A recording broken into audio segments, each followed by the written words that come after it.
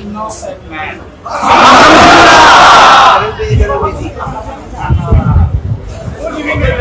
এই রায়ের মাধ্যমে আমরা মনে করি সত্য জয়ী হয়েছে, মিথ্যা পরাজিত হয়েছে।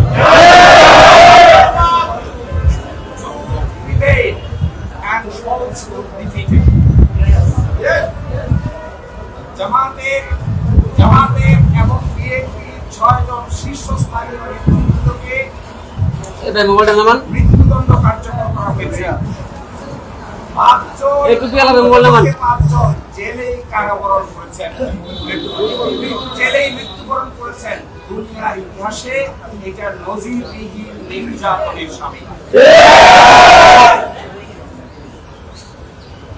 জনাব একে মাজারুল ইসলাম সাহেব সৌভাগ্যবান, আলহামদুলিল্লাহ। ন্যায় বিচার পেয়েছেন, আল্লাহ তাআলা তাকে বাঁচিয়ে রেখেছিলেন। আমরা এটা মনে করি এই রায়ের মাধ্যমে সিন্ডিকেটেড ইনজাস্টিসের অবসান হয়েছে। আমরা এটা মনে করি এই রায় ঘোষণার মধ্য দিয়ে বাংলাদেশের আদালতের মর্যাদা সমুন্নত হয়েছে।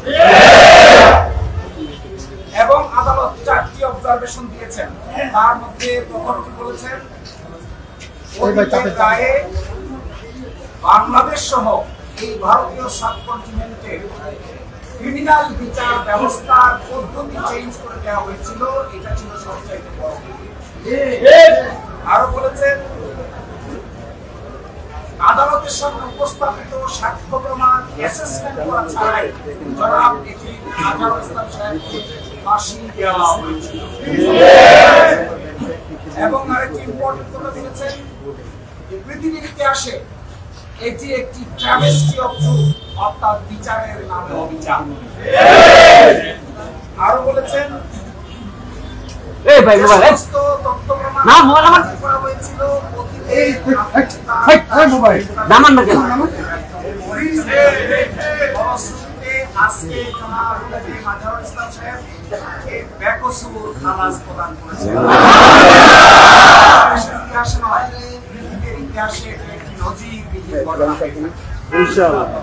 মাধ্যমে আমরা মনে করি ন্যায় বিচার প্রতিষ্ঠিত হয়েছে, সত্য বিচারিত হয়েছে, মিথ্যা পরাজিত হয়েছে।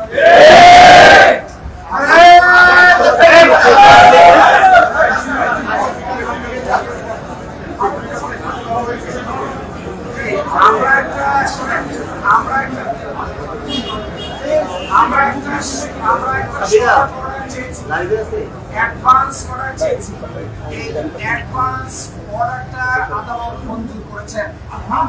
আদালত বলেছেন আমরা চেষ্টা করব আজকেই যেন এবং আজকে এবং কালকের মধ্যে যেন এই শর্ট অর্ডারটা প্রসেস হয়ে জনাব একে মাজারুল ইসলাম সাহেব মুক্তি পেতে পারেন, এই জন্য সকল আইনি ব্যবস্থা আমরা গ্রহণ করব।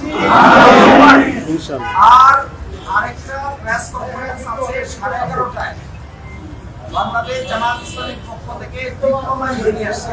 এই প্রেস কনফারেন্সে আপনাদের সকলকে সন্নিবদ্ধভাবে দাওয়াত দেওয়া হবে। আর এই রায়ের প্রাথমিক প্রতিক্রিয়া হিসেবে বাংলাদেশ জামাত ইসলামের নায়েব আমির ডক্টর সৈয়দ আব্দুল্লাহ মোহাম্মদ তাহের আপনাদের সামনে আরো কিছু কথা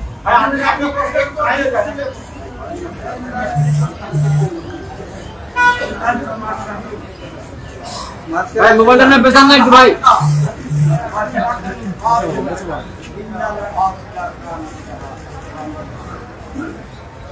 সত্যের বিজয় হবে, মিথ্যা বিরোধিত হবে এবং মিথ্যা ভাই পেছনের যাব না কথাকে টান দেন না। মহামান্য সুপ্রিম কোর্টের রায়ের মাধ্যমে এই সুপ্রিম কোর্টের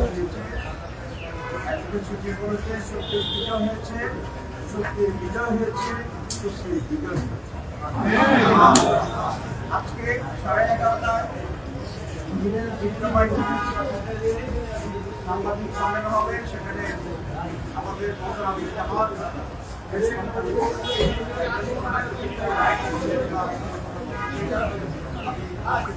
জানাই এবং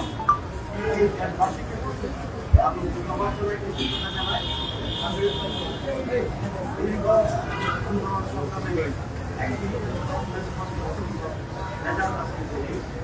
আমি লয়ারদের ধন্যবাদ জানাই যারা পরিশ্রম করি আমাদের অনেক করছেন এবং আমি আপনার সাংবাদিকদের ধন্যবাদ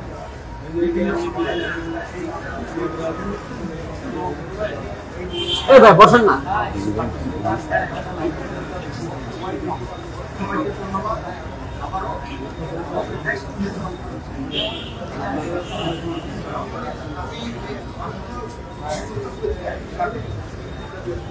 ভাই একটু পেছান না আপনারা।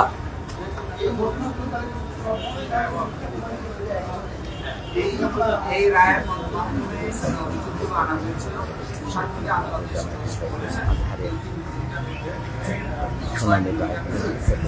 একজন সাক্ষী জিজ্ঞেস করা হয়েছিল যে আপনার সন্তানের নাম কি, সে তার ছেলের নাম বলতে পারে না, মেয়ের নাম বলতে পারে না, ওয়াইফের নাম বলতে পারে না,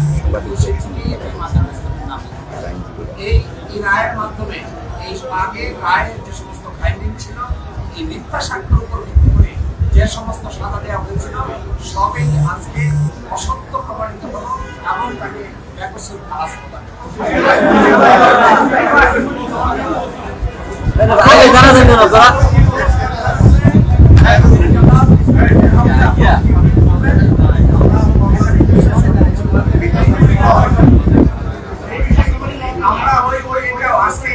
ভাই মোবাইলটা নামাই দাও ভাই। আজকে আমরা মনে করি এই রায় পূর্ণাঙ্গ রায় বের হয়ে যাওয়ার পর অতীতের রায় সম্পর্কে এই রায় অনেক অবজারভেশন থাকে।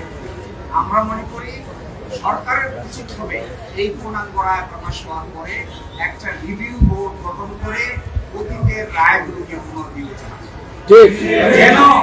যেন মৃত্যুর পরবর্তীতে হলেও যাদের সাথে অন্যায় করা হয়েছে, অবিচার করা হয়েছে, তাদের পরিবার, তাদের দল এবং দেশের মানুষ ন্যায় বিচার পেতে পারে ইনশাআল্লাহ। বসেন